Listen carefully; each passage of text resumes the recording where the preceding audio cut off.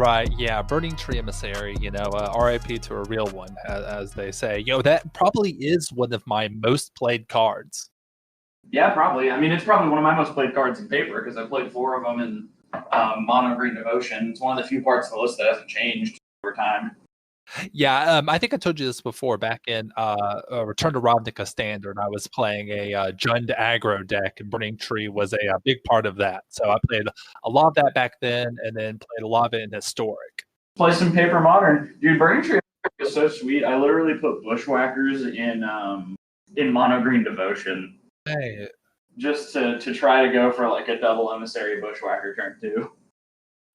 That reminds me of Zendikar Standard, where I was playing just like real standard Jund, and Spreading Seas was real big back then. So I in my sideboard, I didn't have any blue sources, but I put Cruel Ultimatum in my sideboard to cast off of people Spreading Seas as my my Savage Lands. That is awesome. I don't think it ever worked. I never cast it. There was one time in an actual tournament where my opening hand was Stomping Ground, Chancellor of the Tangle, for Burning Tree Emissary, and a Reckless Bushwhacker. And that was probably the best game of Magic of my whole life. Yeah. I got to swing for 12 plus 2. I got to swing for 14 on turn 1 with Mono Green Devotion. Nice.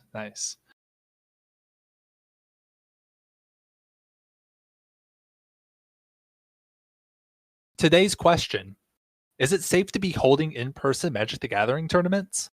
We are in, month 5, month 6 even of the COVID-19 pandemic here in America. Now, people haven't been playing in-person Magic for quite a while now. Wizards canceled all Magic Fests at about the end of May, and even before then, some of those Magic Fests were ad hoc canceled due to pandemic concerns. I know a lot of stores have tried to do in-person events, as safely as possible around mid-June. I know some stores around here were trying to do that and taking, precautions, doing the sanitizing the stations, making sure that people were social distancing, staying 6 feet away from each other. But ultimately, people were sitting in front of each other playing a game of cards. And Wizards decided to shut all that down, at least in America and Latin America, just a couple of days ago, saying that they're suspending all sanctioned play. Now, this has been a point of contention in the Magic community. Some people think that it's highly irresponsible to be doing any sort of in-person Magic play, while some people think that these measures the LGSs were taking to try to get people to still play and still spend money in their stores was sufficient to kind of keep the ball rolling on in-person Magic community events. So the question is, with these safety measures in place, if Wizards was still allowing in-person tournaments, would it be safe? Should we as a community be condoning the idea of people playing Magic in person? And I'm just going to come out and say it. I don't think so. Yeah, I agree on that. Yeah, I recoiled a bit when I saw local LGSs trying to do in-person tournaments. I love them, and I don't want anything bad to happen to them, and I know that it's kind of survival mode for them right now. But even with all of the precautions being taken, it's just the physicality of playing a card game with another person does not lend itself to safety in the time of a pandemic. Yeah, you have to touch your opponent's cards. You're going through their graveyard trying to decide what to exile with Scavenging Ooze. Now, if they have COVID, you have COVID. Exactly. Even if people are wearing masks, you're still in close proximity. You can't really play Magic at a table that's where you would be standing at the table more than 6 feet apart. You would have to close that gap, and all the studies show that one of the best things you can do is just not get close to other people, and just playing Magic in person. You can't do that. Right, and I've seen local game stores that have put face shields between the players, like clear plastic. But at the end of the day, I think the touching of the cards is a really big issue, because before you left for the tournament, you sleeved up your deck. You touched it. You touched all the cards with your hands, and they're going to be touching your cards with their hands. There's just, you can't really. I've never really tried, but you can't really play Magic without touching your opponent's cards at some point. You're going to duress them. You're going to look at their hand. You're going to look at their graveyard to exile something. You're going to pick up their creature to read what it does. And I think that's one of the bigger things, because a face shield would help to protect players if there weren't the issue of having to touch each other's cards. And, a lot of in-person Magic is just the habits and the shortcuts that we've ingrained into ourselves through years of tournament play. I wouldn't trust myself to just automatically touch my opponent's cards just because I've been playing for like 15 years, and that's just what you do in tournaments. Right. I would be like flipping my opponent's cards over to read them, and like touching cards and counting them, and to like figure out combat math without even realizing, oh wait, we're in a pandemic, I shouldn't be touching these cards. I wouldn't trust myself to do the right thing. Yeah, I mean, and even if you like do the right thing, your opponent's going to touch your cards, and then you're going to have to pick them up. And then, if you're a Tron player, you're going to be picking your nose and eating it. So that's like 2 extra layers, like where you're touching it. Like, Magic players are probably a little bit less hygienic than the average person. And like, you're going to go outside for a cigarette break. Some people are going to go outside for a cigarette break between matches, and then any cards that they touch, those germs are now in their mouths. LGSs have public restrooms too, which you're going to be there for like 4 hours if you're doing a tournament. It's not the kind of thing where you can duck home to use the restroom there. So you're going to use a public restroom, which is a huge no-no during a pandemic. Just a lot of factors that make this impossible. But you can't blame an LGS for trying, right? You can sanitize a table and chairs. You can't sanitize cards. You can't really sanitize a play mat other than like putting it in like a washing machine, which you're not going to be able to do. Yeah, I just I'm not looking to play any in-person Magic for quite a while, especially indoors. I could see the argument that events and stuff that are properly socially distanced, people are wearing masks, and is outside being at least marginally better than any of that being indoors. Just being inside a building where you normally play Magic is just going to up the danger, so to speak. Yeah, but then there's the issue of like a gust of wind taking your deck away. Yeah, I'm not. Yeah. Them just moving it outside is not a good fix at all. Right. Yeah. I mean, you'd have to maybe like play your deck all in top loaders or something to prevent it from blowing away. At that point, it just feels ridiculous. Like just go play some digital Magic. Weigh the cards down like chess pieces. Yeah. But you said you can't blame LGSs for trying. No, absolutely not. It's tough out there, and we talked about this before in a previous podcast. It's hard times for LGSs right now. People are they're not coming into the store. They're not spending money. We already know that a lot of our beloved LGSs are not going to survive this pandemic. So I don't blame it at all for just doing anything they can do to make sure that people are coming in and they're spending money. We talk a lot about, supporting the LGS and like being loyal and like, spending money where we play. But, players just aren't going to do it if it's unsafe. So, and then that raises the question, which we've also talked about, is like, how are LGSs supposed to survive if playing in-person tournaments is not feasible or, is clearly unsafe? And Wizards really needs to step in and make sure that the LGSs that they rely on for their success, right, can survive without having to put their players in any further danger. Absolutely. I think it's important to note here that like this speaks to a larger problem with capitalism. We are both socialized and like literally pressured to go back to work, to make life return to normal. We don't have a safety net. We don't have an economic safety net in this country because we're so focused on, helping corporations meet their bottom line and punishing people. The economy sort of exists to punish people for not being a cog in the machine. And so like there's no safety net for these businesses that require in-person meetings to function. Those businesses being local game stores, bars, libraries, that kind of thing. Like there's no safety net for those businesses. So if that business model becomes temporarily unviable, there's no way for those people to survive other than to try to put people in danger to come and patronize those businesses, which is really unfortunate and scary. And I can't blame a local game store. Like they're going to die if they don't get people in here playing Magic. So like, what are you good? Your two options are to get people to come and play Magic or just cease to be, Yeah, it's a really like depressing and sad spiral that everybody's success and well-being just depends on this ever spinning cyclone of capital just to keep spinning for everyone to be able to keep food on the table, to be able to enjoy a card game when they're not being a cog in the machine. And as soon as the wind stops blowing and the money stops spinning around, that like everything collapses. So it's insane that we can't just have that. I really do think that something like Magic could exist in a post-capitalist society because, I mean, humans just love games. We're just kind of hardwired to like that kind of stuff. Can we do that as a topic for a future episode?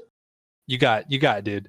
I think that Magic could exist in a post-capitalist society. I don't think that Magic needs the current hyper-capitalist Hasbro Wizards of the Coast way of doing things to be a successful game and to continue into the future as something that people want to have as a part of their lives. I agree 100%. And I feel like sort of just the idea that this pandemic has laid bare the flaws in the structure of our country and our economy.